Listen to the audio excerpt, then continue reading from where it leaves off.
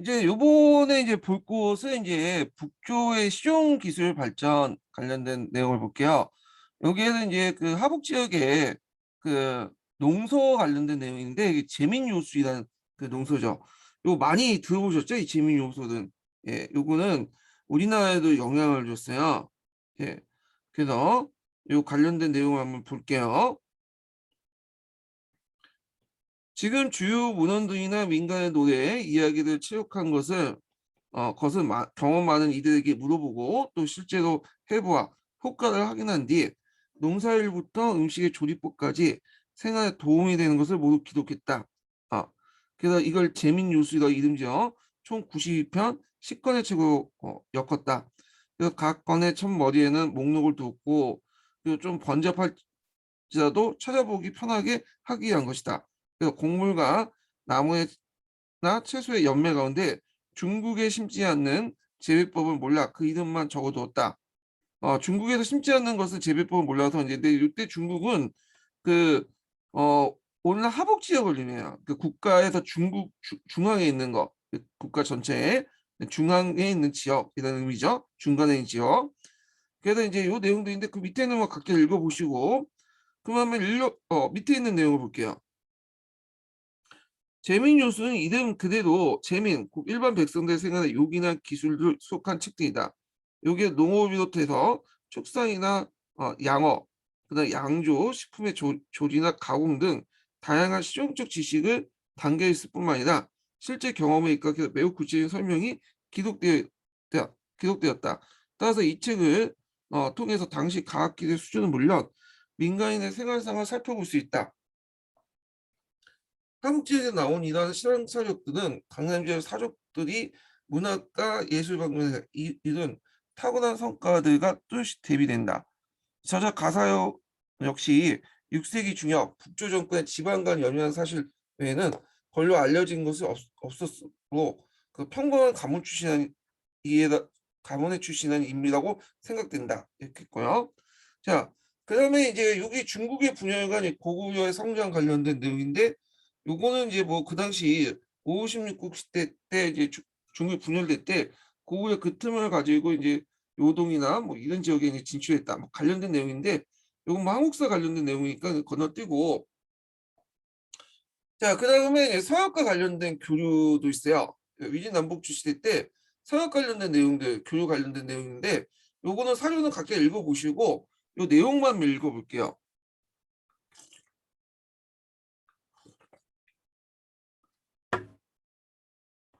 자, 몇 페이지 펴보시면 80페이지 볼게요. 자, 유라시아 대륙 동쪽 끝에 있던 중국은 산지와 사막으로 가로막혀 서방으로부터 진출이 어려웠다. 그런데 한나 때 무제는 흑날 싸움에서 승리하여 서방과의 교류할 수 있는 비단길을 개척하였고 자, 이후 서역은 중국의 대외 관계에서 매우 중요한 지역이 되었다. 자, 이곳에 거쳐서 불교의 많은 서방의 문물들이 들어왔고 중국은 유라시아 대륙의 여타 문명권과 교류할 수 있었기 때문이다. 자, 그러나 중원이 혼란이 빠지자 위진남북조 시대를 얘기하죠. 중국과 서역의 공식적인 관계가 단절되어 동서교통의 역할도 예전에 비해서 위축되었다. 그런데 북위가 하북통일을 전후하여서 서역을 통한 교류가 다시 활발해지기 시작했고 중개무역을 담당했던 서역의 여러 나라는 물론 그 중국 역시 동서교류를 통해 동서교류를 통해서 얻게 되는 경제적 문화적 이득을 포기할 수 없었던 것이다. 예. 그래서 이제 북위 시대 때 다시 뭐냐면 비단길이 개통됐다. 뭐 그 내용이에요.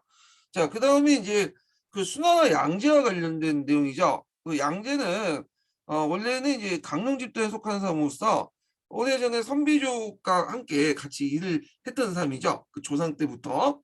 예. 그리고 그 다음에 당나라 때 그 조상이었던 그 당나라에서 있던 이연도 그 예전에 조상 때부터 선비족과 같이 이제 활동했던 사람들이야. 자, 이들은 이제 뭐냐면 그 강론 집단이 나가죠. 강론 집단. 그래서 그 강론 집단과 서로 연결돼 있어요. 이 부분이요. 자, 그래서 이제 요거 한번 볼게요. 먼저 이제 설명한 사람이 이제 양계에 관련된 거죠. 양견. 예. 자, 순환 고조 문항제인 문항제 성이 양씨고 이름은 견이다. 홍농군 해운업의 사람이었고 후한 때 퇴위로서 최고의 관료였던 양진의 8세 손인 양염은 연나라 북평의 태수였다. 양염은 양원수를 나왔는데 북이 때 무천진, 요거 외워두세요. 이 무천진은 그 육진의 하나였어요. 북이야 이제 그 북방 그 기지 중에 육진이 있었는데 육진 중에 하나가 이 무천진이야. 그래서 이 무천진이 있고 이 무천진에서 이제 나왔던 나라가 서희죠. 그래서 우문태 중심 서희고 서희가 이제 북주가 된 거죠. 그래서 북주가 이제 또 수와 당으로 연결되죠. 그래서 서희, 북주, 수, 당 여기의 건국 집단들이 이 무천진에서 출발한 거예요. 예. 그래서 요게 이제 나와 있는데 그러면 좀 읽어볼게요. 그래서 북이 때 무천진의 중견 관련 사마가 되어 후손들이 이곳에 살았다. 그래갖고 이제 그 밑에 있고 그 밑에 쭉 읽어볼게요. 건너뛰어서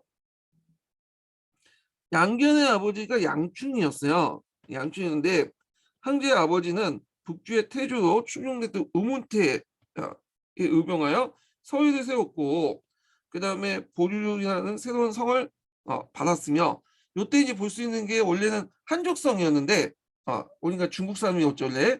근데 선비족 성을 받은 거야. 예, 앞에서 언급한 것처럼. 그리고 지위가 주국 대사공 수공공에 이뤘다. 예, 이렇게 있고 나중에 이 양견이 이 수공공의 지위를 이어받아요. 그리고 자기 외손자로부터 뭐냐면 양해를 강조받죠. 그리고 나서 자신이 예전에 수공공 또는 수왕이라고 불렸기 때문에 국호를 수라고 하죠. 수. 그다음 당나라 관련된 당나라도 마찬가지예요. 그 친척이 선조 때부터 그 당시 이제 무천진으로부터 출발해 갖고 했던 이제 집단들이었죠.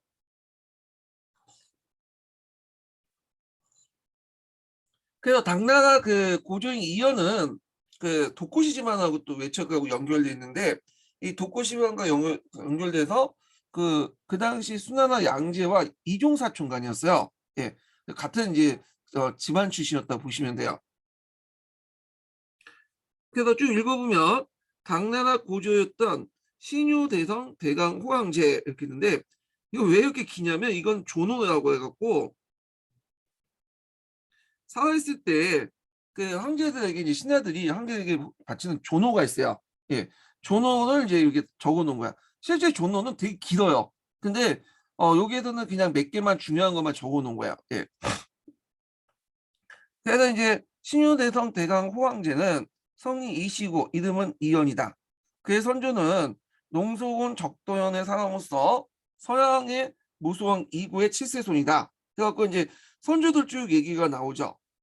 그리고 나서 그 밑에 보면 그 할아버지 얘기가 나와요. 그래서 황제 할아버지 이름은 호였는데 북위의 중앙 고관인 자보가국의 농소 공공의 자기를 받았으며 그래서 요 사람이 이제 농소 이씨가 여기에서 출발한 거야. 예, 농소 이씨. 그래서 북주의 무제로 추종된 우문태. 그래서 이제 앞에서 언급한 양견이라든지 이연이나 다 이 우문태에 걸려 있죠. 이 우문태의 어떤 선조가 이제 얘네들 선조가 우문태 부하 장수들이었어요. 그러니까 우문태와 태조 이필 등 이필 대사마 독고신 이 독고 가문이 이제 뭐냐면 외척 가문으로서 상당히 이제 수나라 때나 당나라 때 외척 가문으로서 이제 있고 서로 연결시켜 준다고 했죠. 수와 당을. 예. 자, 독고신 등과 이제 새로운 왕조 서인을 세우는데 크게 공을 세웠고 그 다음에 이제 여기에서 8주군 대장군 있죠. 그래서 이제 이런 8주군의 가문으로 이끌어진다. 해갖고 보통 이제 이걸 주군 대장군이라고 하는데 주군 대장군은 서희의 북주시대 부병을 통해 최고 사령관들을 얘기해요. 대개 보면 이 주군 대장군 집안 8개 집안에서 나왔던 집단이 강농 집단이야. 강농 집단은 북주 서희부터 북주 수 당까지 당나 초기까지의 그다음 건국 집단이죠. 예. 그래서 이제 이 8주군으로부터 가문이 이끌어졌다. 대하시라는 호족의 성을 받았다. 여기서 볼 수 있듯이 원래 한족이었지만 같이 이제 어울리다 보니까 또 이제 그 당시엔 또 홍무제 한화정 제 반발로 거꾸로 이제 그 선비족들이 그 한족들이 한족 장군들에게 선비성을 줬죠. 선비성을. 그래서 이제 호족성을 받은 거야. 그래서 북주가 서리된 이유는 당국공을 이제 자기들 사후에 받았으며 시우는 양이었다. 자, 그래서 수문제 양견이 북주의 승상이 되었을 때 본래 성으로 되돌아갔다. 그러니까 원래 한속으로 돌아갔고요. 당나 고조 무덕 연간에 경항제도 출중되었고 모호는 태조였고 그 무덤은 영광이다. 그러니까 그 아버지 할아버지와 관련된 설명들이에요 지금요. 그래서 당나 고조가 이제 이연이 즉위하면서 그 아버지 할아버지들 이제 뭐냐면 추종해줬다 한 게도 이렇게 내용이죠. 그래서 이제 할아버지도 추종했고 그 아버지도 이제 추종돼 있죠. 그래서 이 아버지 추종 관련된 내용은 그 밑에 있어요. 각자 읽어보시고 자 그러면 이제 관련된 내용 한번 읽어볼게요. 자 이거는 순화 문제 양견과 당나 고종 이연이 가문의 가계에 대한 공식적인 설명으로 그다음 양진 이구와 같은 걸출한 인물들이 먼 후손으로 그들의 가문을 미화시키고 있다. 그러나 가까운 선조들의 기록은 비교적 신뢰할 만한 건데 양견의 아버지였던 양충과 이연의 조부였던 이호가 누굴 도왔다고 했죠? 우문태를 도왔죠. 우문태를 도와 서유에 세운 공신이었고 그 자손들이 북주에서 고위 관직을 영위했던 사실은 분명한 것이다. 그래서 특히 양견의 5대조였던 양원수와 이연의 고조부 이일의 두 가문이 세거지였던 무천진이 바로 그 세거지라는 건 세력의 근거지라는 뜻이에요. 그래서 이 무천진 이름 꼭 외워두셔야겠죠. 자, 무천진이 바로 이 북이 후문제 한화 정책에 반발에 이르렀던 육진의 난의 중심이었다는 것은 매우 흥미로웠다. 자, 이것은 양견과 이연 집안이 육진 등 강론 집단의 중심을 성장했던 호족적인 성격이 강했음을 뜻했으며 수와 당의 항실은 강론 집단이라고 이끄는 가닥도 바로 이런 까닭 때문이다. 실제로 당나라 정기까지 고위 관료들 역시 이와 유사한 성격의 인물들이 많았고 이 집단 당시 정치 주도권을 장악했다. 근데 이 강론 집단이 이제 그 상동 집단으로 바뀐 게 누구의 집권이죠? 예, 칙천무 때. 그래서 칙천무는 자기가 왕후가 되는데 반대했던 이 강동 집단들을 대거 수청하고 상동 집단을 가거제도를 통해서 기용을 했죠. 그래서 지배층이 바뀌게 돼요. 이거는요. 자, 그다음 대운하의 건설 볼게요. 수 문제가 이제 즉위하고 나서 운하를 건설하게 되죠. 그리고 그 아들 양제가 이제 더 뭐냐 확장시켜서 건설하는데 그 관련된 내용들이에요. 그래서 요거는 뭐 그 양제 부분만 읽어볼게요. 양제 부분만. 자, 그 밑에 이제 잠깐 볼게요. 양제 대업 원년에 항하 중류 남쪽의 여러 그 군에서 남녀 100여 명을 징발하여 통제거를 이제 만들었으며 그다음에 남양 서쪽 황제 정원에서부터 곡수, 낙수를 끌어들여서 항하를 이루게 됐고 항하를 끌어들여 해수와 바다도 연결하게 됐다. 자, 이로 인해서 천하의 물자 운송이 편리해졌고 대업 4년에 다시 항하 북쪽의 여러 군에서 100만 명의 백성들 징발 영제국을 만들었으며 심수를 끌어들여 남쪽으로 항하를 이루게 했다. 북쪽으로 또 탁군회가 통하게 되었다. 성인 남자만으로 모자라서 부인들까지 노역을 동원하기 시작했다. 그죠? 자, 그러면 관련된 내용을 볼게요. 여기 이제 관련된 내용을 보기 전에 이 통전이라는 걸 좀 기억을 해두세요. 이 통전은 중국 최초의 제도사예요. 그러니까 예전에도 뭐 제도사가 있긴 있었지만 주로 이제 제도사가 이제 통사나 단대사의 한 부분에서만 있었잖아요. 근데 이 통전은 그냥 오직 제도사만 적어놓은 거야. 예. 그래서 이 통전 좀 기억을 해두시고 자 그러면 관련된 내용을 보죠. 자 현재 그 상시성 수도에 뒀던 수나라는 이때 이제 수나라 수도는 대흥성이라고 아시죠? 이 대흥성이 나중에 장나라 때 이제 장안수로 바뀌어요. 그래서 한나라 때 장항보다는 약간 다른 위치에 있지만 하여튼 뭐냐면 간중 지역에 있었던 지역을 이제 수도 삼았죠. 대흥성. 예. 자, 그래서 이제 현재 상지성 시안에 두었던 수나라는 항아의 복로를 이용할 수 없어 조원에 어려움이 많았다.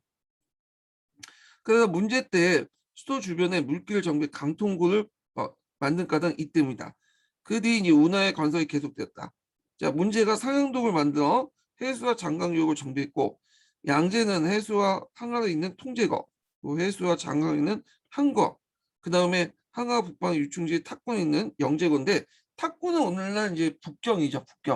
북경은 그 당시 상당히 군사지 요충지였는데, 이 당시에 영재걸 건설한 목적이 여러 가지 있겠지만 고구려의 이제 고구려 공격하기 위해서 이런 거예요. 그래서 고구려 공격하기 위해서 강남의 물자를 끌어들이기 위해서 인력과 물자를 끌어들이기 위해서 여기 영재를 만들었다고 그래요. 그래서 탁군은 이제 일단 군을 끌어들이고 탁군에서부터 이제 요소를 거쳐서 이제 고구를 쳤죠. 예. 그래서 고구려의 침략 근거지 보급기지 역할을 했던 것이 그 당시 탁군이었어요. 북경이었죠. 자, 그리고 장강과 물살이 풍부한 남방의 여왕을 잇는 강남화를 만들었던 것이다. 자, 이처럼 여러 차례 대규모 통합공사에 의해서 완성된 대운하는 많은 노동력을 동원하여 백성들의 원성을 샀지만 중국의 남과 북을 잇는 대동맥으로서 진정한 통일제국의 확립에 필수적인 존재였다. 이렇게 있고요. 자, 그래서 이제 수나라 형성과 쇠퇴를 볼게요. 양지가 이제 즉위한 후에 이 사람이 이제 어를 치죠. 곡을 치죠. 그래서 이 곡을 치기 때문에 이제 뭐냐면 곳곳에 반란이 나오고 결국에는 멸망을 하게 되는데 요 관련된 기사가 여기 적혀 있어요. 요 관련된 내용이. 그래서 고구려를 칠 때 이제 세 번 쳤잖아요. 그래서 이제 1차 실패하고 2차 칠 때 양형감이라는 사람이 반란을 일으키거든요. 그래서 양형감은 이제 일단 반란은 진압을 했지만 그걸 계기로 해갖고 각 곳에서 각지에서 반란이 일어나. 예, 요 관련된 내용들인데 요거는 이제 뒤편만 한번 읽어볼게요.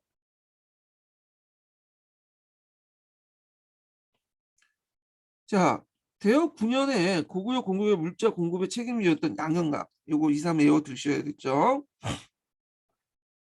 2차 정벌하는 과정에서 반란을 일으킨 거야. 그러니까 요동에 있던 황제가 이를 듣고 급히 고향군으로 돌아왔다. 자, 양현강의 반란이 평정되자 황제는 가까운 신하들에게 양현강이 봉기하자마자 수많은 이들이 그를 따랐으니 천하의 사람이 많을 필요가 없음을 확실히 알겠다. 많아보았자 도적이 된다. 반란의 연료자는 다 죽이지 않으면 뒤에 이 백성들이 부릴 수 없을 것이다 하였다. 그래서 배원에게 그 무리를 끝까지 추궁하도록 하고 지방에서는 관련자들 생매장해 버리게 하였다. 자, 이로 인해서 죽은 자가 헤아릴 수 없게 많아지자 해당 지역에서는 크게 두려워했다. 천하 사람들 중에 구하는 도적이 되는데 그들이 모두 군만을 훔치고 긴창을 만들어 도시들 공격에 점령하기 시작했다. 그래서 각지의 이제 궁들이 이제 활보하기 시작했죠. 그 궁들을 통일한 평정했던 사람이 다시 이연이죠. 자, 그걸 이제 좀 읽어볼게요. 자, 문제가 이제 진나라를 멸망시킨다. 이때 진이라는 것은 이제 남방에 있었던 그 수제 남조의 마지막 왕조였던 그 진이죠. 예. 자, 그래서 진을 멸망시킨 다음에 그 남북조 시대를 마감한 뒤 수나라 인구는 증가됐고 경제도 번창하여 통일제국으로서 면목을 갖추는 듯 하였다.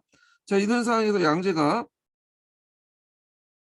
대운을 완성하고 각지에 수행할 수 있었던 것인데 이딴 토목공사로 인해서 백성들의 부담이 커지자 상황이 악화되기 시작했다.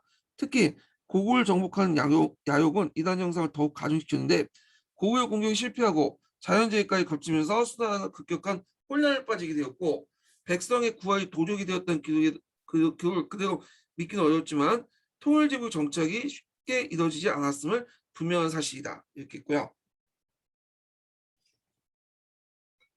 자, 그 다음에 당나라와 돌고래의 관계를 볼게요.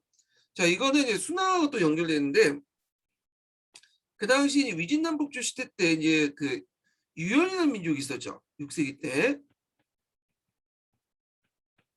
6세기 아니라 5세기 정도 되겠네요. 예. 자, 유연이 5세기 때 있었는데 이 유연은 되게 재수가 없었어. 왜 재수가 없었냐면 그때 이제 남반에 있었던 그러니까 한쪽 그 하북 지역에 있었던 국가가 북이잖아요. 북이는 여러분들 알다시피 선비족이 있었죠. 그래서 이 선비족들이 이제 세웠던 유목국가 세운 국가이기 때문에 유목민족 세운 국가이기 때문에 그 같은 유목민족 유연의 특징을 잘 알고 있었어요.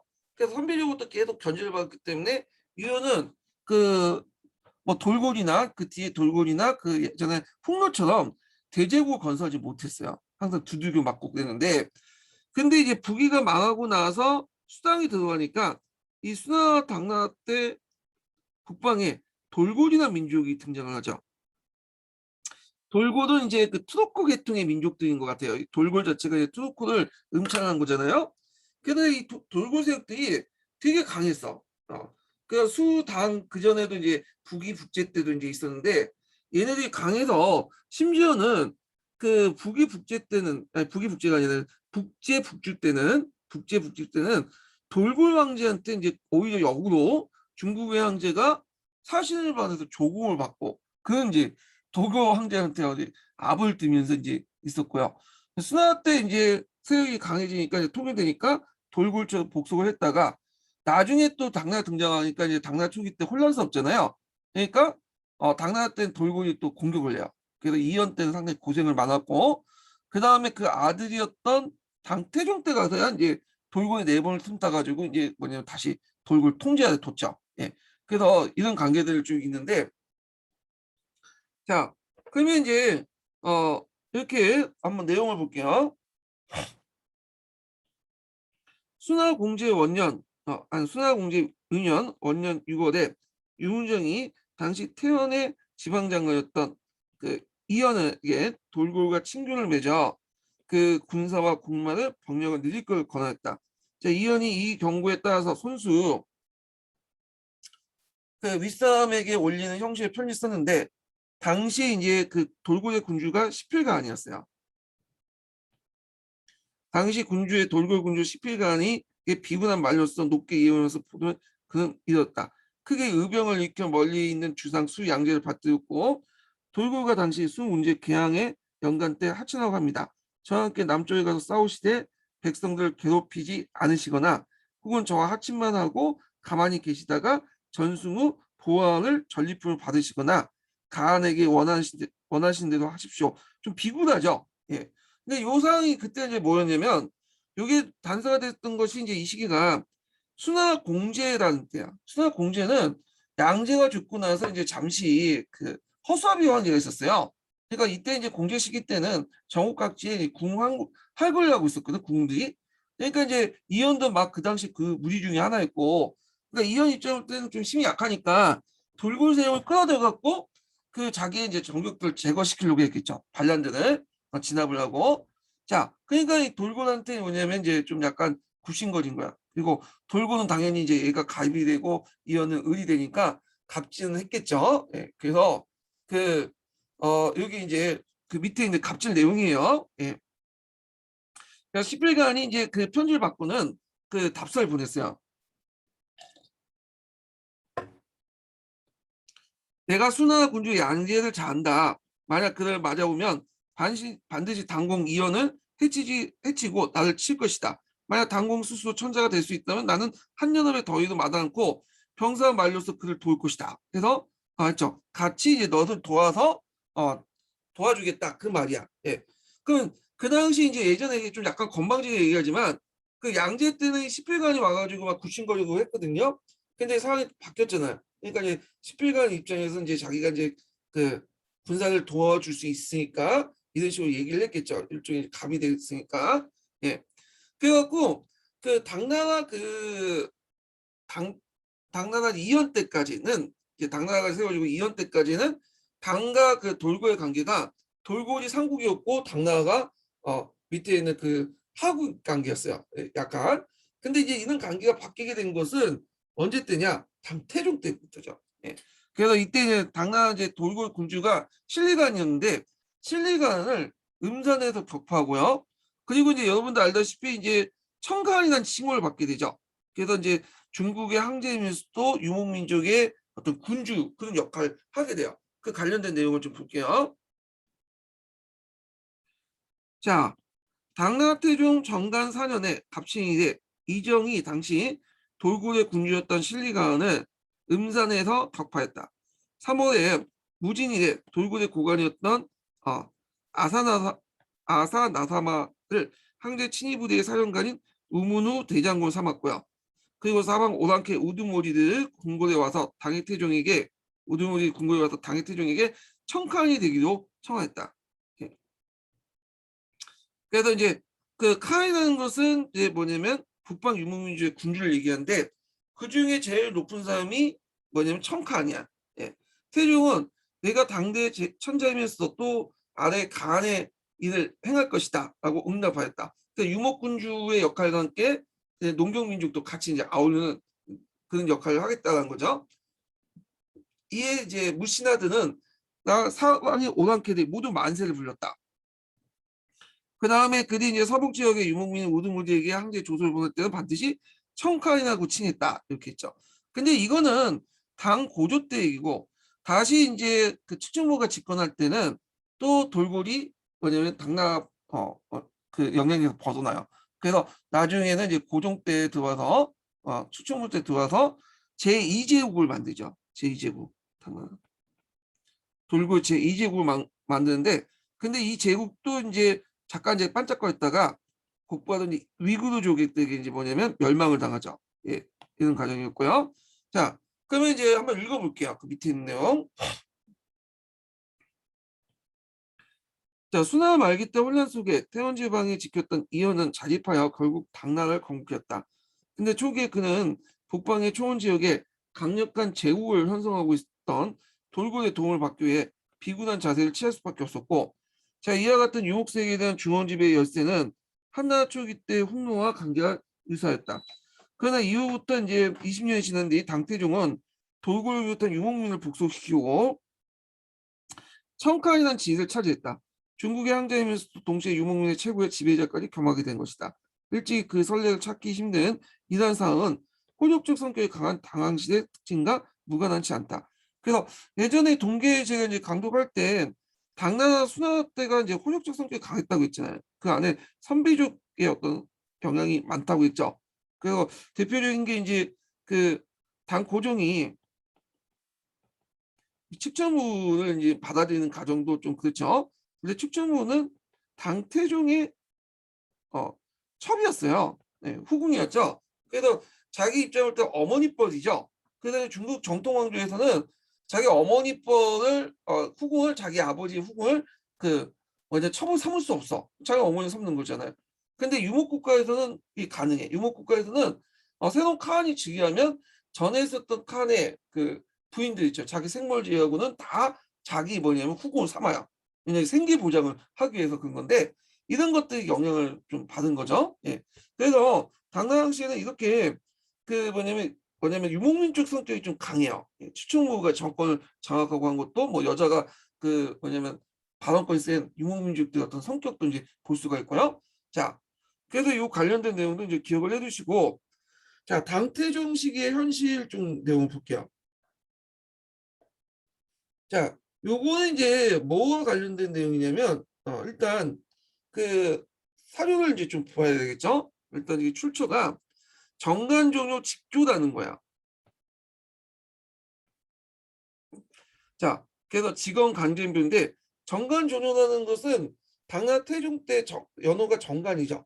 예. 그 정관 시대 때 뭐냐 당나라 태조와 신하 간의 어떤 얘기들을 뭐냐 뭐냐면 편집한 책이라는 걸 알 수 있어요. 정관종료 직조는 줄여서 정관종료라고 하죠. 자, 하여튼 그 내용 보면 당나라 그 태종이 약간 이제 뭐냐면 신하들 말을 잘 듣고 되게 정치도 잘하고 그래서 이제 정관의 치라고 이제 얘기하죠. 이런 것을 묘사를 하고 있는데 근데 이거에 대해서 이제 많은 학자들은 이제 이거는 좀 문제가 있다. 왜냐면 정관조뇨가 이제 그 당나라에서 만든 그 간짠사서고 그 그대로 받아들이면 안 된다. 그래서 이게 좀 가장됐다. 이렇게 이제 얘기를 하고 있는데 여기에서 보시면 이제 뭐냐면 당나라게 뭐냐면 그 당태종이 봉송 의식을 이제 했는데 이거 봉송을 하십시오. 이렇게 하니까 봉송이라는 건 하늘에 제사를 지내는 거죠. 천자가 이제 하늘에 제사를 지내는 건데 자 이거에 대해서 이제 이거 봉송하면 이제 여러 가지 이제 뭐냐면 나라에 이제 뭐 재정도 많이 소비되고 백성들도 하니까 그 위직만을 이렇게 듣고는 그렇다. 우리 봉송보다는 그냥 국민들을 위해서 하지 않는 게 좋겠다. 그래서 의지의 말을 듣고는 봉송의 계획을 중지했다. 그러니까 이걸 들으면 태종이 상당히 뭐냐면 인자로운 군주고 백성들을 위한 군주고 그리고 신하들의 말을 많이 들어서 잘 들어갔고 태평치세를 이뤘다. 이렇게 이제 묘사를 하고 있어요. 근데 이거를 100% 신뢰할 수 없다 그거죠. 요즘에 들어서는. 근데 이제 이 정관조론이라는 책은 꼭 기억을 해두세요. 이건 되게 유명하죠. 하여튼 요 앞에 있는 내용 한번 각자 읽어보시고 그 내용만 읽어볼게요.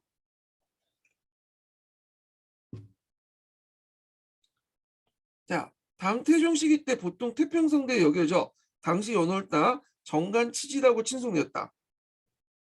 그런데 정관 6년에까지는 현재 현안성과 상동성 같은 중원의 중심지조차 인적이 드문 곳이 있을 정도였다고 한다. 자, 이러한 정통적 평가는 가장이 없지 않아 보인다. 긴 분열의 시대를 마감하는 과정에서 빈번하게 발생됐던 전란의 후유증은 결국 단기간에 치유할 수 없었던 것이다. 하지만 바로 이 시기에 통일제국으로서 당나라의 안정적 기틀이 잡힌 건 사실이다. 자, 그 다음에 이것이 현실에 직시하고 이들 꺼리낌없이 밝힌 위진 같은 신하들과 자, 이들의 지금과 충고가 받아들이는 황제의 통찰력과 너움이 있었기 때문에 가능하다고 생각한다. 그럼 후대의 이 시기에 훌륭한 정치적 모범을 여기는 것은 터무니없는 가장이 아니라고 하겠다. 그래서 나름대로 정강전후에 대해서 상당히 좀 긍정적으로 여긴 서술돼 있지만 실제로 정강전후에 대한 비판도 많아요. 예. 자, 하여튼 뭐 이렇게 넘어가고 그 다음에 그 뒤에 이제 뭐냐면 이제 볼게 당나라 안정과 역사의 재정률 좀 볼게요. 자, 당태종이 즉위하자 이제 여러 과제도 있었지만 그 중에 하나가 역사를 정비한 거야. 그 역사를 이제 그 남북조 시대 때 역사도 있죠. 이 남북조 시대 역사를 순화 때 한번 정리를 좀 해보려고 했어. 근데 순화 금방 망했잖아요. 결국에는 그게 이제 당나라 넘어가는데 그때 정리되지 않은 역사들이 보통 양나라, 진나라, 북제, 주, 수나라 이 5개 역사들이야. 네. 그래서 이걸 이제 정리를 편찬 명령을 했어요. 당태종 때. 근데 여러분들 알다시피 당태종 때는 그 사찬으로 하는 게 아니라 개인이 편찬한 게 아니라 간찬으로 했죠. 예. 그 간찬사서도에서 편찬을 했어. 예전까지는 주로 이제 개인이나 가문에서 이제 그 하나의 역사를 편찬을 했잖아요. 그 당태종 때 들어와서는 그런 관련을 그 뭐냐면 그런 것을 이제 그 개인이 편찬하지 못하도록 하고 국가가 편찬을 하게 간찬사서를 하게 되고 국사 감수제도를 실시했죠. 그 예전에 한번 기출문제 나와서 그 관련된 내용이 나왔죠. 자, 그래서 그 관련된 내용을 한번 볼게요. 자, 여기에서 이제 중간 단락부터 읽어보죠. 자, 이 짐이라는 것은 이제 당나라 태종이죠. 자, 진나라는 이제 양나라, 진나라, 북제, 진은 남조의 진이에요. 북제 역사를 완성시키고 북주와 수당의 역사 또한 편찬하도록 하였다. 해갖고 여기에서 이제 볼 수 있듯이 예전처럼 개인이나 가문이 아니라 국가가 편찬하도록 했다는 간찬사서. 예. 그부터는 이제 간찬이 주였어요. 국가가 편찬을 하고 그리고 이제 요걸 위해서 그 국사 감수제도를 뒀죠. 예, 국사 감수제도. 그래서 이제 국가가 이제 편찬하다 보니까 이제 약간 정치적 의도에 따라서 이제 편찬이 강해지죠. 예.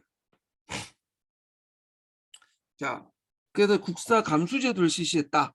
그 결과 선행을 밝히고 악행을 미워하게 하여 한 시대 맑은 한계를 풍기도록 하고 유혹한 인물을 기리고 흉악한 이들 징계하여 역대 재앙대 본부기를 갖추지 않으면 없었다. 이렇게 있고요. 그 다음에 뒤에 넘어가서 여기 보면 뒤에 마지막 볼게요. 자, 여기 긴 시간이 흐른 지금 이 역사 그 역사를 생각해 보려 해도 잘 알 수 없어 깊이 탄식했다. 따라서 나라의 역사를 편찬한 곳은 진설다식 수동 망하니 옛 문헌을 잘 정리하여 체제를 온전히 갖추고 사였던 교훈들 모두 분명히 드러나게 했다. 자, 필요한 물품들은 그 양진, 북제, 북주, 수, 당서 등의 그 왕조들의 역사를 편찬할 때 선례를 의거하여 지급하였고, 만약 그 역사를 어, 학자들 모자들은 그들이 할 일을 잘 살펴도 충원하도록 했다. 이렇게 있죠. 자, 그래도 이제 그 관련된 내용도 있는데 한번 읽어볼게요. 자, 당 태종은 정관 10년에 양진, 양나라, 진나라, 북제, 수 다섯 나라의 역사를 편찬하고 있다. 자, 이는 선례를 중시했던 중국 특유의 강한 역사의식을 반려인과 동시에 정근대 왕조들이 자신의 역사적 정통성을 확고한 수단이 되었다. 그래서 이때부터는 어떤 왕조가 망하면 전의 왕조들 이제 후대 왕조들이 이제 왕조가 그 정리를 하죠. 그걸 통해서 자신의 왕조의 어떤 정통성, 계승성 이런 것들을 강조를 하기 위해서 그렇게 한 거죠. 자, 그런데 태종은 남북조의 분열 시기의 역사설 편찬만 만족하지 않았다. 그 이전에 통일왕조의 진나라의 역사는 이게 많은 사람들이 기록했지만 이걸 다시 정리하고 새로 편찬하도록 했다. 그 앞에 얘기는 이제 뒷부분 진서와 관련된 내용이죠. 요 관련된. 자, 이 글은 정관 20년 진서의 편찬을 명령하는 한개 글인데 여기에서 통일제국의 기틀을 확립했던 자부심과 그리고 앞으로 발전 방향을 과거의 경험부터 찾아는 역사의식이 잘 드러내 있다. 이렇게 있고, 자, 그 다음에 이제 통일제국의 법제정비와 관련된 내용을 볼게요. 요거는 이제 뭐와 관련된 내용이냐면 율령체제 형성 관련된 내용이에요. 율령체제. 이미 수나 때 계양율령을 만들었잖아요.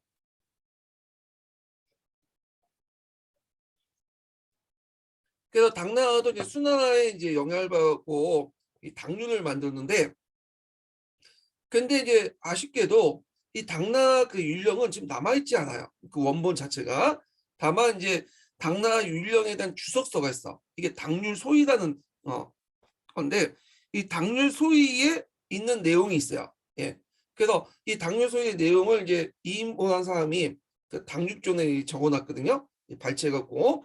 그래서 그걸 통해서 원본은 알 수 없지만 당률에 관한 그 주석서를 통해서 당률이 어떤 건지를 알 수 있죠. 예, 이 당률 소인 그 이름 정도는 기억을 해두세요. 한의 중에 있어요. 관련된 내용이. 그리고 당나라는 이제 수나라도 마찬가지지만 그 율령 격식으로 이제 돼 있죠. 이건 다 아시겠지만 한번 얘기하면 율은 형법이고 영은 행정법을 비롯한 일반 법규고요. 격은 그 율령에 대한 아니 율령이 이제 그 폐지되면 그 중간에 그 임시법 같은 게 있죠. 임시법, 보조법 관련된 내용이고 식은 시행세칙이에요. 율령과 관련된 조목을 적어놓은 시행세칙이죠. 그래서 이걸 율령 격식하는데 그 앞에서 얘기한 것처럼 이 율령이라는 개념은 확립된 것은 태시율령 때야, 서진시대 때. 그리고 이제 계양율령을 거쳐서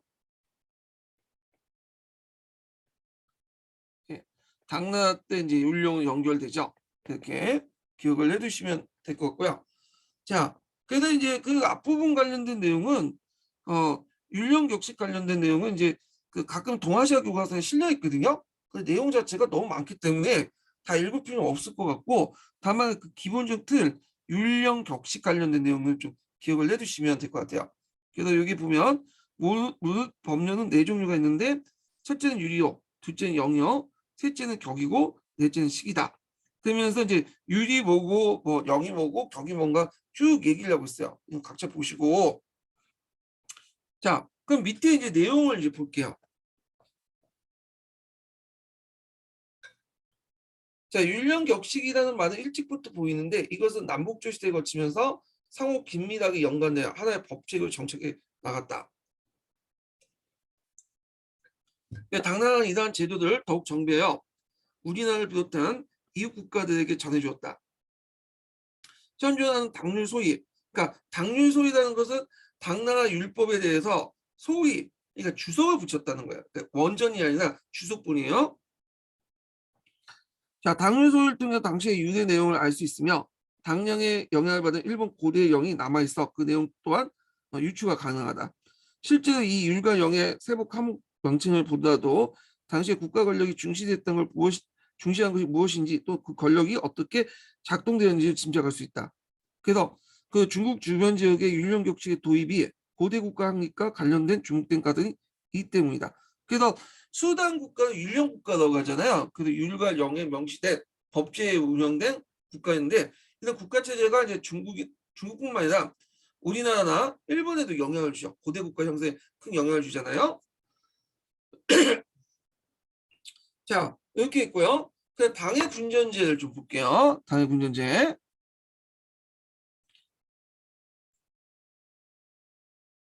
자, 그러면 당의 군전제 볼게요. 당나라 군전제하고 앞에 있었던 북의 군전제 있죠? 이걸 서로 비교하면서 보셔야 돼요. 북의 군전제. 균전제는 이제 북위에서 이제 출발했지만 북위만 균전제를 실시한 건 아니죠. 중간에 이제 그 강야 종국사에 보면 북주나 뭐 북제나 그다음에 수나라 균전제 이런 균전제가 있어요. 근데 이런 것까지 나오진 않을 것 같고 제가 시험 문제 나올 걸 보면 북위의 균전제하고 당나라 균전제가 좀 비교해서 나올 수 있을 것 같아요. 이 두 개가. 예. 그 예전에 아주 오래된 기출 문제 보면 관련된 문제도 한두 문제 있어요. 이 관련된 문제가. 당나라 균전제는 북위의 균전제는 좀 달라요. 일단 첫 번째가 뭐냐면 성인 남자를 기준으로 해요. 예, 정남. 그리고 이제 여자들에게는 토지가 지급되지 않죠. 다만 이제 여자들이 이제 혼자 살 경우에만 이제 좀 남자들의 기준보다 좀 작게 주고, 중남은 이제 혼자 호주일 경우에 주고. 그래서 정남을 기준으로 했다. 이게 특징이고요. 두 번째로는 농우나 그다음 노비에게 지급되지 않아요. 예전에 노동력을 기준으로 해갖고 이런 것들을 이제 뭐냐면 지급을 했잖아요. 근데 그게 이제 아니라 이제 정남을 기준해서 그 노동력보다는 이게 연령을 기준한 거죠. 성인 남자를 기준해서 지급을 했다는 거. 그래서 노비나 노무 같은 것들 지급을 하지 않았고요. 그 다음에 이제 명칭도 좀 다르죠. 자, 명칭이 이제 예전에 노전하고 상전이 있었잖아요. 그래서 노전과 상전의 명칭이 좀 바뀌어요. 그 노전이 구분전이고요. 상전이 영업전이죠. 그래서 구분전이라는 입구자 여기 보시면 입에 따라 나눠줬다는 거죠. 사람에 따라 나눠준 건데 요거는 이제 한수전이라고 보시면 돼요. 영업전은 영구히 전달한 토지란 뜻이죠. 영구히 계속 가는 그런 토지란 뜻인데 이건 불한수전이죠. 근데 이거는 명목상 그런 얘기고 실제 학자들은 또 다르게 해석돼요. 그래서 구분전이나 영업전은 다 똑같이 그 뭐냐면 분한수전이다. 다만 이제 그 구분전은 국가가 이제 통제될 수 있는 토지고 긴급시 이제 뭐냐면 환수될 수 있는 토지고 영업전은 개인 토지다 완전하게 뭐 그렇게 이제 해석하시는 분도 있고요. 자, 하여튼 뭐 구분전과 영업전의 성격은 학자마다 좀 견해가 다르니까 그렇게 좀 기억을 해두시고 자 그래서 이제 이런 점에서 이제 차이가 있다는 걸 좀 기억을 해두시고 그다음에 관료들에게 이제 관료조를 지급을 했죠. 자, 근데 이제 문제는 이 당해 균열제가 실제 실시했냐 안 했냐가 또 문제가 있어요. 그건 사료에 따라 각각 다른데 실시했다는 견해도 있고 아니다는 일부 지역만 실시했다. 그리고 그런 견해도 있고 여기 여러 가지 견해가 있어요. 근데 우리가 뭐 그거 학문적으로 따질 필요는 없겠죠. 우리는 제도적으로 뭐 있는 것만 좀 파악을 할 필요가 있으니까 한번 읽어보죠.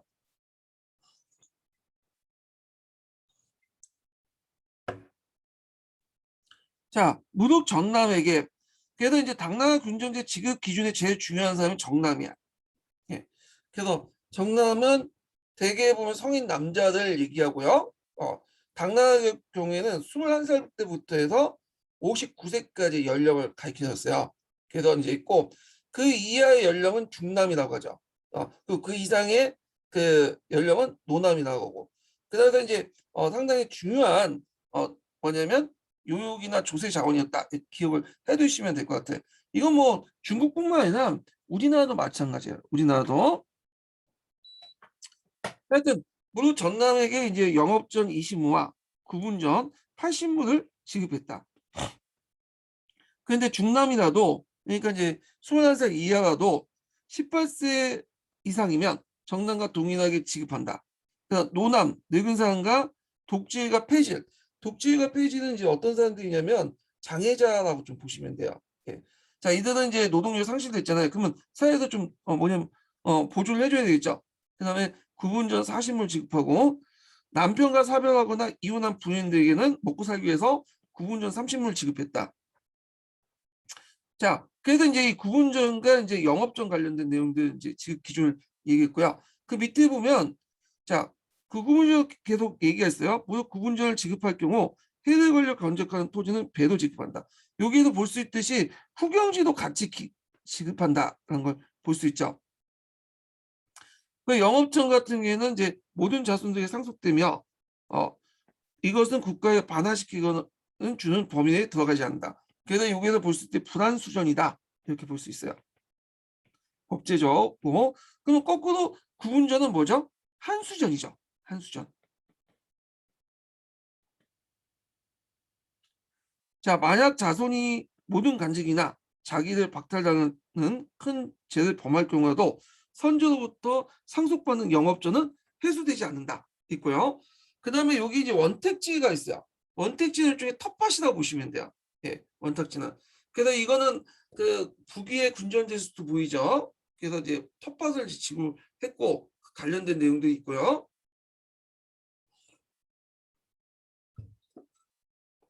자, 그러면 관련된 내용도 한번 읽어볼게요.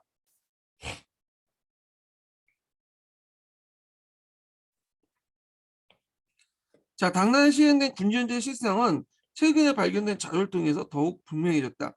자, 이에 따르면 백성들에게 경작지를 고르게 나누어 주려는 토지 관리 기본 원칙은 북위 이래 지속됐으며 북송 초 청송년에 이르러서 비로소 공식적으로 폐기되었다.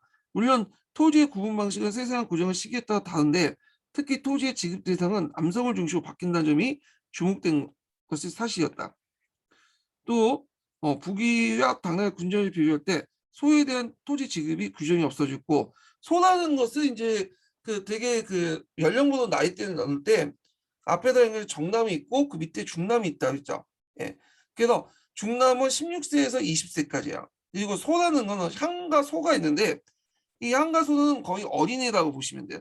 항구 추첨할 때 이렇게 썼던 항구인데 대개 몇 살이냐면 이제 그 이 항은 3세 정도 되는 거고요. 3세 이하고 소는 4세부터 해서 15세 이하죠. 예. 예, 촉법소년 정도 이렇게 범위에 들어가는 그런데 예전에 북위 때는 이 소까지 줬나 봐요. 근데 이건 규정이 없어졌어요. 예. 자, 그리고 노비와 같은 천인인용 원택지만 지급하는 점에서 분명히 차이다. 그래서 예전에는 노비는 지급할 때 상전과 노전도 지급했죠. 근데 이때는 원택지만 지급했다. 이런 것도 있죠. 그러니까 노비에 대한 지급이 없다. 이거 보시면 돼요. 실제로 그 영업전이나 구분전에서는요. 자, 이건 당나라가 상대적 군전의 이념을 충실했음을 뜻했다. 물론 이러한 제도가 얼마나 규정되어 실행된가 되었는지 의문이나 자, 이들 폐지한 청성령 이후부터 토지 매매가 훨씬 더 자유로워졌으며 지주 소작 관계가 확산시켰음을 부정할 수 없다. 뭐 그런 내용인데 각자 읽어보시고 이거는 자 과거 제도의 추정과 이제 뭐냐면 전개를 볼게요. 과거 제도는 여러분들 알다시피 이제 순환 때 만들어진 제도잖아요. 그래서 당나라 때 학대된 과정을 이제 겪게 되는데 당나라 때 과거 제도는 주로 이제 귀족들이 많이 봤어요. 왜냐하면 여러분 알다시피 이부시라는 것도 있어갖고 그 뭐냐면 그 걸렸잖아요. 그러다 보니까 귀족 계급들이 많이 봤고 감옥은 명경과 진사과 뭐 수재과 있는데 수재과는 이미 이제 예전에 없어졌고 초창기가 없어졌고 명경과 진사과만 있었죠. 그래서 명경은 유교 경전, 진사과는 문학적 소양을 보는데 주로 이제 어디를 강조하냐? 진사과를 되게 강조했어요. 예, 진사과를. 자, 그래서 이제 요 내용들 좀 볼게요. 자, 당나라가 사인을 관료로 뽑는 방식은 대부분 순화의 예제도 이어받는데 여기에서 중요한 건 세 가지다. 첫 번째 방법은 이것도 동계에 나와 있는데 관리학교에서 배출한 이들 생도라고 지방에 선발된 사람을 항공이라고 하고 이렇게 있고 근데 이제 이게 과거를 그 당시에는 가거라고 하지 않고 항공이라고 했어요. 가거라는 명칭은 송나라 때부터 이어진 거예요. 송나라 때 썼던 거고 수나라 때는 선거제도 선거라고 했고 그다음에 당나라는 항공이라고 했죠. 그다음에 우리가 이제 알고 있는 가거제도의 명칭은 송나라 때 가거라고 했어. 항공이라고 했고 이는 모두 담당관이 시험이 당락을 결정했다. 예. 그래갖고 이제 크게 이제 두 개의 과목 이번에 두 번에 거쳐서 했죠. 예부시하고 이부시인데 1차 예부시는 진사, 명경 뭐 이렇게 과목별로 쭉 보고 이부시에 들어와서는 2차 때인데 이때 이제 뭐야 이거는 필기 시험이죠. 아니 저기 2차 면접 시험이죠. 그래서 신원 선파를 보죠. 시는 몸가짐, 언어는 말, 선하는 글씨, 판이라는 건 어떤지 지방을 나갔을 때 이제 재판 과정, 모의 재판 이런 것들인데, 자 이런 것들이 되게 주관적이기 때문에 그 당시 그 뭐냐면 그 감독관이었던 사람들이 되게 문벌 귀족들이었죠. 그러니까 되게 문벌 귀족들의 자식들이 이제 선발이 돼요. 이런 것들은 그래갖고 이제 수재나 명경, 뭐 이렇게 진사 등등 이런 과목들 이제 그렇게 선발되는데 여기에도 쭉 과목들이 나오죠. 그 문법, 명자, 면사는 뭐 기술관이고 여기 과목이 세 개가 이제 유교 고급 관료를 이제 선발하는 방식인데, 요걸 진사. 근데 이 수재라는 과목은 이제 나중에 없어져요. 이거 왜 없어지냐면 추천하는 사람들이 나중에 이제 그 추천받은 그 사람이 관료 진출해갖고 처벌받을 경우에는 거기 추천한 사람도 이제 처벌받기 때문에 연장에 걸리기 때문에 수재라는 과목은 없어지고요. 명경과 주 진사 과목이 주요 과목이 되죠. 특히 진사를 되게 강조했다는 거. 자, 그래서 이제 항공이라는 게 있고 그 다음에 이제 그 천자가 명령을 내려서 추천을 받아라 하는 채거라는 과목도 있었어요. 그래서 이제 그 당나라의 이제 관료 선발 방법은 생도와 그다음 가고다는 항공, 그다음에 추천진 제고가 있었는데 요게 이제 항공은 이제 되게 중요한 제도죠. 하여튼 요 세 가지가 있었다. 기억을 해두시면 되고요. 자, 그다음에 항공 중에 제일 이제 강조된 것은 진사과죠. 진사과. 여러 과목 가운데 진사과가 가장 존귀했고 이 과목을 통해서 얻은 인재 또한 가장 많고 우수했다. 자, 진사과는 주로 시와 문장 같은 것들 보는 시험이야. 그래서 시와 문장을 시험을 보게 되면 그 합격자가 글만 본드러게 따위시 없어진 듯하나 그들 중 실제로 이를 잘 처리하여 나라의 고명한 신하가 된 자가 은연이 매우 많았다. 근데 이제 이건 구양수 신당서에 썼던 거기 때문에 구양수조차도 이제 진사과를 통해서 합격한 사람이잖아요. 예, 그걸 감안해서 보셔야 돼요. 근데 이게 진사과 위주의 어떤 시험 제도가 문제점이 있긴 있었어요. 왜냐면 시와 문장을 잘 썼다고 해서 정치를 잘하는 게 아니죠. 행정심에 밝은 건 아니잖아요. 예. 그렇게 하려면 뭐 소설이나 시인도 다 갈려 채용하면 되죠. 근데 실제로는 그런 사람들이 별로 없단 말이야. 시와 문장을 잘 읽는 사람이 꼭 행정적 실무 능력이나 정책 판단에 꼭 뭐냐면 뛰어난 사람이 있었던 게 아니에요. 되게 무능한 사람들이 많았어. 그 나중에 그 명청 시대에 들어와서 이게 문장에 문제가 있다. 시 문장보다는 이제 경서 위주로 하자. 그래서 경서 위주에 그러니까 뒤에 이제 그때 당시 명경가 위주로 이제 시험을 보게 되죠. 경서를 위주로. 근데 당송 때는 그 진사과 중심이었다. 이렇게 좀 기억을 해두시면 될 것 같아요. 따라서 당시 군주는 진사과를 믿고 어떤 과목보다 중시였다. 그러나 풍속이 갈수록 경박해지면서 시험관 수험생으로서 그 공정성을 의심하게 되었다. 그래서 이제 얘네들의 관계는 서로 이제 친인척 관계나 뭐 서로 알고 있는 사람들이죠. 서로 문벌귀족들이 서로 연결돼 있으니까. 그 결과 그의 운율따에 따지는 것이 시험관의 책임이 됐고, 자 이런 형식의 기준을 버리고 응시자의 평가 방법이 없다고 여겨졌으므로 그래서 결국 그 다시 되돌릴 수밖에 없었다. 예. 그래서 뭐 등등이 있는데 그래서 진사과로 이제 뭐냐면 다시 원래 진사과로 다시 돌아갔다. 그래서 형식적인 것이 아니라 내용을 이제 다시 보기 시작했다. 뭐 그런 내용이에요. 자, 그러면 이제 한번 볼게요. 당나라에서 관리받기 학생과 지방에 선발된 이들 정기적으로 시험하여 관료가 될 수 있는 자격을 구했다. 자, 수나에 비롯된 이 과거제도는 가문 위주의 변질된 국분중조에 기반했던 기존의 찰거보다 확실히 개인의 능력을 중시 여긴 관료 선발 방식이었다. 찰거는 이제 국분중조를 얘기한 것 같거든요. 자, 이 시기에 그 시험의 객관적 공정성 보장이 미흡할 뿐더러 당나라니까 다양한 가문 중에 가장 중시된 가문은 진사과였죠. 그래서 문학적 소양을 시험을 했기 때문에 발생한 폐단도 많았다.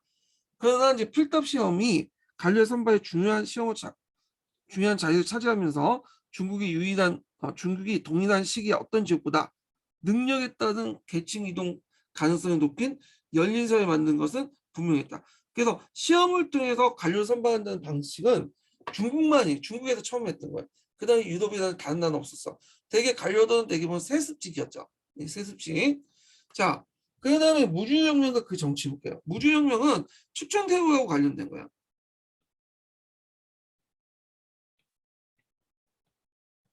측정부가 이제 기존에 이제 당나라를 멸망시키고 주대를 모범으로 해서 주를 만들었죠.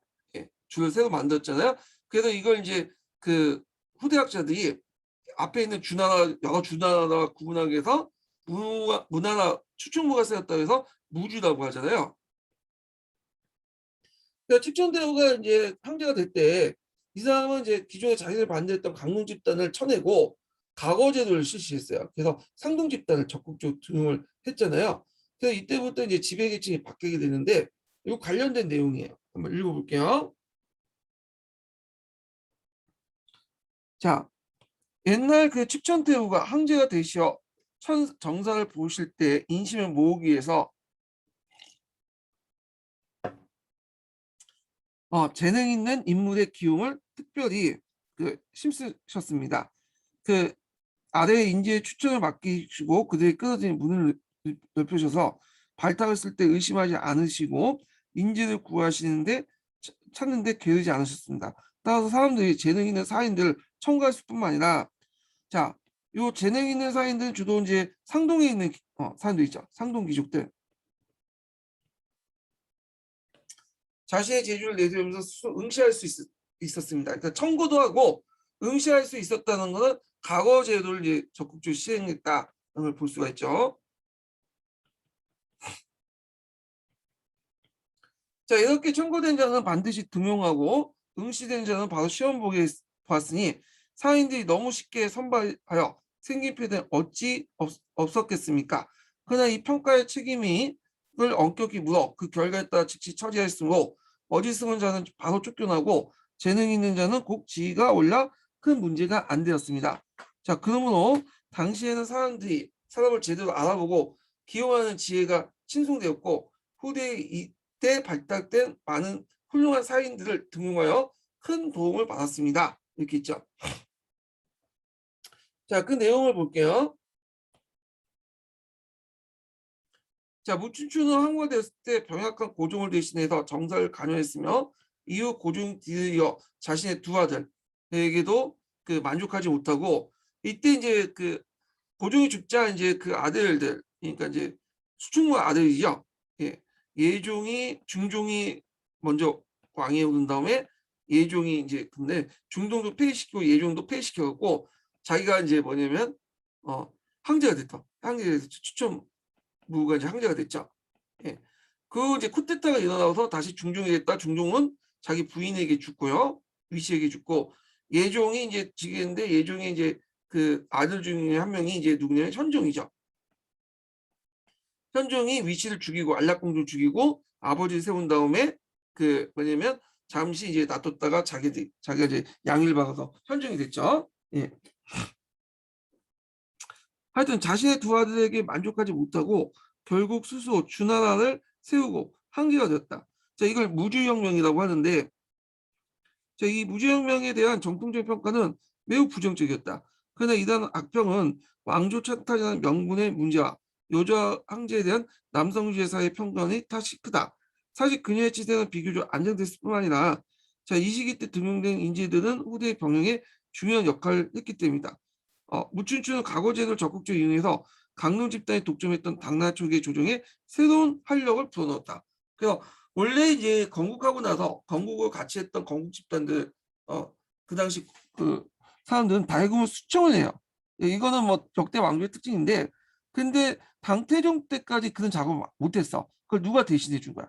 이 축정무가 대신 피를 이제 묻혀가면서 그렇게 했던 거죠. 그래서 건국 집단인 강농 집단을 대규모 수청을 했다. 그래서 당나라 왕조의 기틀을 마련했다는데 큰 의미가 있죠. 자, 그 다음에 당행성과 세트는 요거는 이제 뭐와 관련된 건 당나라의 인구 변화를 얘기해요. 근데 여기에 인구 변화 내용이 그 밑에 있는데 이거 호수의 변화죠.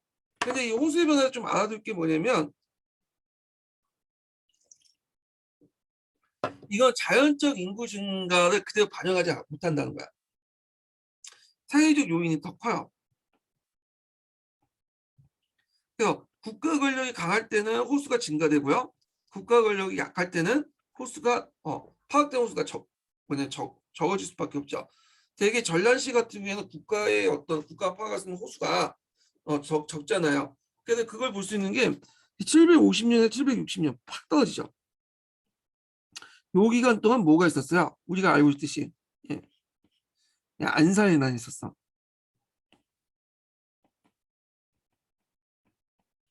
그럼 안사의 난 때 갑자기 많은 사람이 죽었냐? 물론 많은 사람이 죽은 것도 있겠지만 국가가 힘이 약하다 보니까 어떻게 파악할 수 있는 호수가 적어졌다는 걸 볼 수 있죠. 그래서 그 안사이 끝난 이후에도 국가가 파악하는 호수는 그 당나라 전기 때보다 훨씬 적어요. 예. 대개 보면 호수 파악 지역은 주로 어느 지역이겠어요? 이 지역은 그 강남 지역이겠죠. 요거는 당나라가 이제 장악하고 있었으니까 파악할 수 있었고 그래서 양세법도 요 주로 강남 지역을 대상으로 한 거야. 예, 국가가 파악할 수 있는 지역까지 했던 거죠. 자, 그러면 관련된 내용 한번 읽어볼게요. 그 앞에 있는 사도는 각자 읽어보시고 뭐 호수가 어떻게 증가했고 뭐 그 관련된 내용이니까.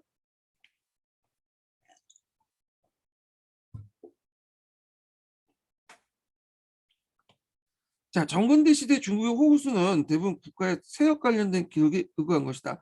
자, 이것이 당시 실제했던 과거나 인구 숫자와는 다를 수 있다. 그러나 이를 통해 해당 시기의 행정력이나 경제 상황을 추론할 수 있다면 당나라의 경우 서서히 발전했다가 현존 연간에 의해서 가장 번영했던 걸 볼 수 있다. 그래서 현존 연간에 이게 최고점이 되죠. 여기. 예. 자, 그래서 이 시기를 보통 정통적으로 성당시기라고 해요.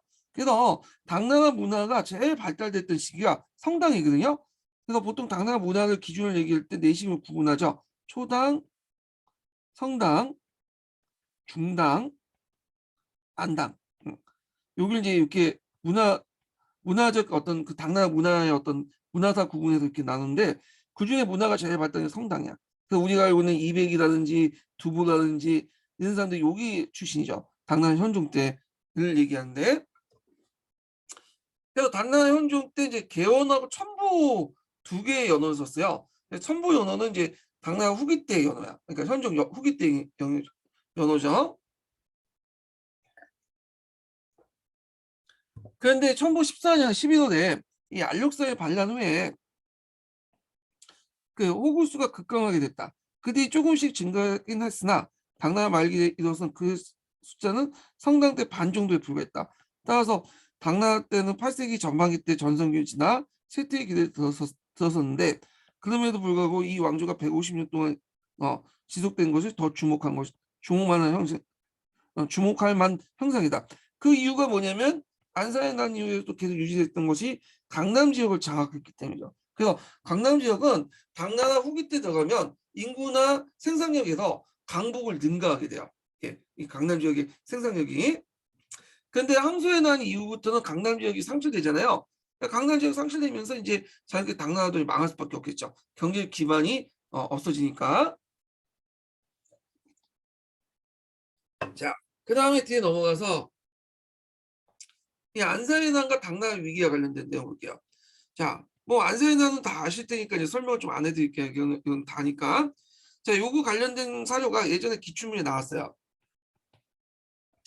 그래서 여기인데 뭐 요거는 그 현종 때 이제 양귀비 둘러싸고 이제 뭐 그 당시 양국준하고 또 뭐 그 누구야 안력사의 갈등 뭐 등등 있는데 요거 자세한 내용은 뭐 각자 읽어보시고 그 밑에 있는 내용들만 한번 좀 읽어볼게요. 예. 자, 여기 보면 알육사는 1914년에 동북의 그 변경 지역에서 반란을 일으켜 반년 만에 현재 허베이, 허남, 상시, 그다음 상서 지역까지 지역을 가로질러 수도 장안까지 위협했다. 자, 이처럼 파죽지세로 밀려온 반란군을 피해 황급히 달아난 현종은 수도를 떠난 지 4월 뒤 장수와 병사들의 거센 반발을 부닥쳤다. 요 사례를 보시면 그 내용들이 나와요. 왜냐면 이제 갔다가 이제 사천 지역 가는데 보니까 이제 그 호위 병사들 입장할 때는 이 반란이 일어나는 이유가 현종도 무능하지만 근데 그렇다고 해서 현종을 또 깔 수는 없죠, 직접. 그 유변의 양귀기 때문에 그 생각을 한 거야. 그래서 이 사람들이 이제 모여서 양귀비를 죽여라. 우리 그럼 가지 못하겠다. 너 더 이상 호위하지 않겠다. 그러니까 어쩔 수 없이 현종이 양귀비를 죽이게 돼요. 예. 그래서 하여튼 이렇게 있는데 자, 이들은 당시 이제 그 정권 농단때 양실족, 그 양국춘 있죠. 양귀비의 사촌 오빠, 애들 불만을 가졌고 현종은 결국 총애했던 양귀비마저 죽이지 않을 수 없었던 것이다. 이 일은 훗날 현종과 양귀비의 애틋한 사랑 이야기로 낭만적인 문학의 소재가 되기도 했지만 실상은 개헌천부 연간의 번영 속에 해이해진 지배층에 대한 사회적 불만이 표출되었다. 자, 이들 촉발시킨 안사에 나는 반란은 그 10년간 하북 지역의 정쟁점을 만들었고 그리고 그의 아들 숙종, 그 다음에 대종, 그 손자까지 이제 이어지게 되죠. 결국 이것을 중심으로 발전한 당나라 정계 역사는 종집을 찍게 되었다. 이렇게 있죠. 예. 자, 그래서 이제 이렇게 했고 두 번째 인증번호 알려드릴게요. 두 번째 인증번호는 72번이에요. 예, 두 번째 인증번호 72번입니다. 예. 자, 변진의 출현과 중앙집권 약한데, 자, 그 안사에 난 이후부터 뭐 그 다음에 절도사가 없어졌냐? 아니죠. 오히려 절도사가 확대됐죠. 내지까지 확대됐잖아요. 그리고 북방에 이제 절도사들이 이제 권력을 장악한 그 집단, 병사 집단을 보통 번진, 방진이라고 하죠. 그래서 이들이 이제 먼저 권력을 유지하게 되는데 이 번진들이 나중에 이제 힘이 강해지니까 당나라 중앙정부도 위협하고 그래서 이제 법원에서 순지하 작업을 통해서 간신히 억눌렸지만 하여튼 끝내는 결국에는 절도사를 멸망하죠. 예. 자, 그 변진과 중앙집권 약한데 요 관련된 사료가 예전에 한번 시험문에 나왔어요. 그 당시 순시와 관련돼서 한번 시험문에 나왔는데 요 부분은 좀 쉬었다가 진행을 하겠습니다. 예.